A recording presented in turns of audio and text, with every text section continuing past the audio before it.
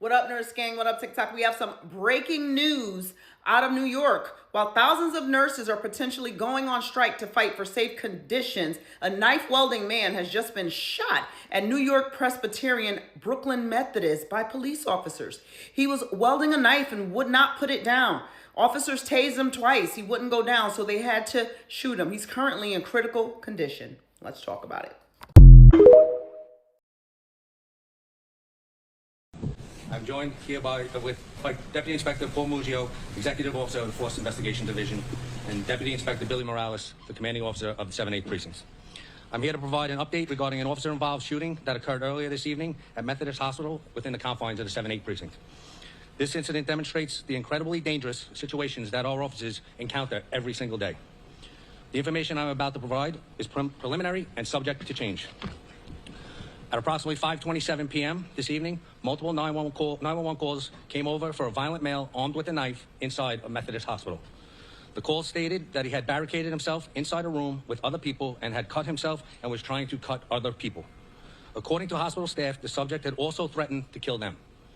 Officers arrived at Methodist Hospital at about 5:33 p.m. and responded to the 8th floor, where they were met by a group of doctors, nurses, and hospital security who said there was a man barricaded with a knife. When they got to the room, they saw blood all over the walls, floor, and splattered across the exterior of the door. The subject came into the door frame and displayed the bloody weapon.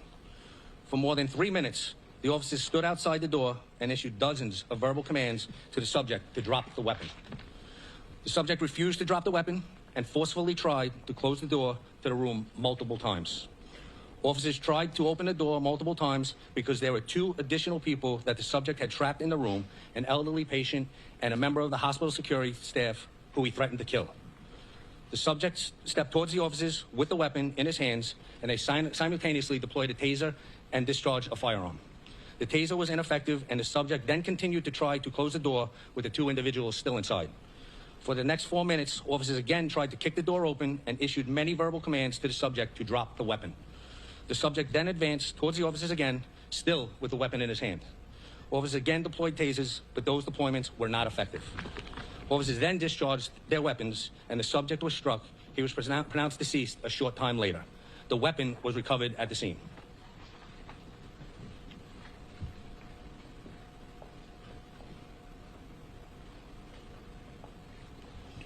This entire incident was depicted on body-worn camera footage. This situation could have turned out very differently. The individual threatened to kill hospital staff, barricaded himself inside of a room with an elderly patient and a member of hospital security with a weapon. Every day our officers put on their uniforms, they never know what kind of dangerous situation they are going to encounter. That is the risk that every member of the NYPD faces every single day to keep this city safe. I'll now take a few questions. All right, folks, we can call topic questions about this incident. So NBC, please. Look at a picture of the weapon here. Is that a self-made weapon or is this a knife? What exactly is it? That is still under investigation, and our Force Investigations Division will investigate that. Joe? Chief, was there any relationship between the perpetrator and the individual who he barricaded himself with? Or? At this time, we do not believe so.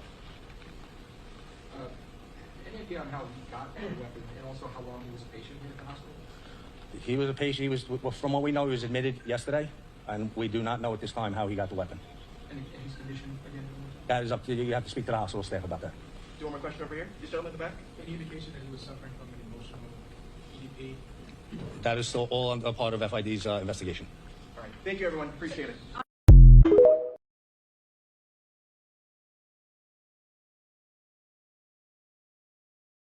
Well, we are following some breaking news right now. Law enforcement sources tell Fox 5 there's been a police-involved shooting at Methodist Hospital in Park Slope. Dan Rice is in Sky Fox over the scene with the details. Dan. And those police sources are telling us that this happened somewhere around the 5:30 portion of the hour. And you can look down here and see there's quite a police presence around Brooklyn Methodist Hospital. Again, that shooting happening inside the hospital. We're looking down at the minor pavilion. Now, no word yet on what led to the incident and the condition of anybody who was involved in the incident inside the hospital. But again, a large police source around, or police presence around the hospital. We've seen detectives and uniformed officers going up and down the block, numerous vehicles coming into this area. So obviously, if you're on around 6th Street, 7th and 8th Avenues, you want to avoid the area. But again, according to police sources, police are investigating a police-involved shooting inside Brooklyn Methodist Hospital.